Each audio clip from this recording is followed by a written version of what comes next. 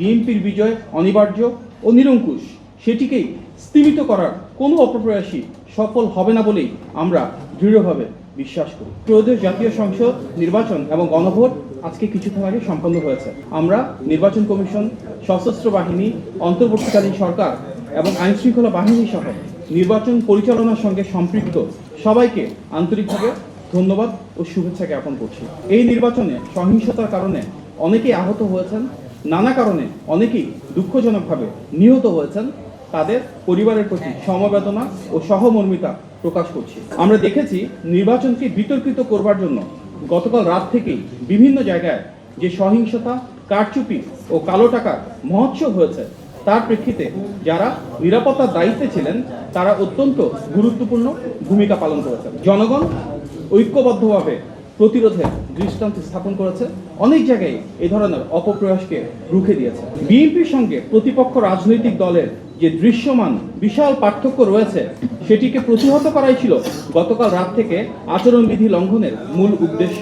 ভোটারদেরকে হুমকি প্রদানের মাধ্যমে নিরুৎসাহিত করে ভোট কেন্দ্র থেকে দূরে রাখার একটি অপচেষ্টা করা হয়। এই দুর্ভাগ্যজনক ঘটনাগুলো যদি না ঘটতো, হয়তো ভোট কেন্দ্রে ভোটারের উপস্থিতি আরো বেশি হতে পারত। আমরা দুঃখজনকভাবে দেখেছি অনেক জায়গায় আজকে আগে থেকেই সিল মারা ব্যালট পাওয়া গিয়েছে, জাল ভোট দেওয়া হয়েছে। কিছু ক্ষেত্রে মৃত মানুষের ভোট দেওয়ার অভিযোগ যেমন এসছে, ঠিক একইভাবে নিজেদের ভোট দিতে পারেননি বলেও অনেক ভোটার অভিযোগ করেছেন, যা প্রমাণ করে ফ্যাসিবাদী আমলের মতোই একজনের ভোট অন্যজন দেওয়ার অপসংস্কৃতি এখনো পুনঃপ্রতিষ্ঠিত করা হলো। স্থানীয় ভুয়া পর্যবেক্ষক তৈরির মাধ্যমে সেই বিশেষ দল এক ধরনের মত তৈরির চেষ্টা করেছে, যার মাধ্যমে ভোটার উপস্থিতিতে এক ধরনের বাধার সৃষ্টি হয়েছে। চিহ্নিত রাজনৈতিক দলটি সামাজিক যোগাযোগ মাধ্যমকে এমনভাবে ব্যবহার করেছে যাতে ভোটারদের মনে ভোট প্রদানের বিষয়ে এক ধরনের ভীতি তৈরি হয়।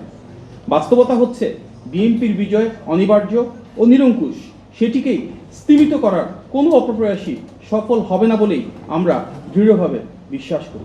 দেশের জনগণ বিশ্বাস করে একটি অবাধ, সুষ্ঠু এবং গ্রহণযোগ্য নির্বাচন নিশ্চিত করা গেলে এবং ভোট গণনা সঠিকভাবে পরিপালন করা গেলে ইনশাল্লাহ ধানের শীষের বিজয় অবশ্যম্ভাবী। দেশের জনগণ যে আবেগ ও আকাঙ্ক্ষা নিয়ে আজ ভোটাধিকার প্রয়োগ করেছে, ইনশাল্লাহ গণতান্ত্রিক বাংলাদেশে জনগণের ম্যান্ডেটে নির্বাচিত সরকার সেটি আন্তরিকভাবে বাস্তবায়ন করবে।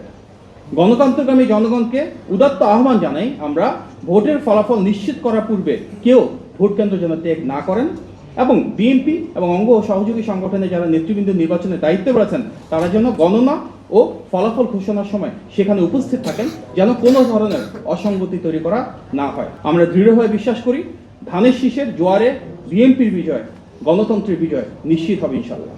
বাংলাদেশের বিজয় আসন্ন।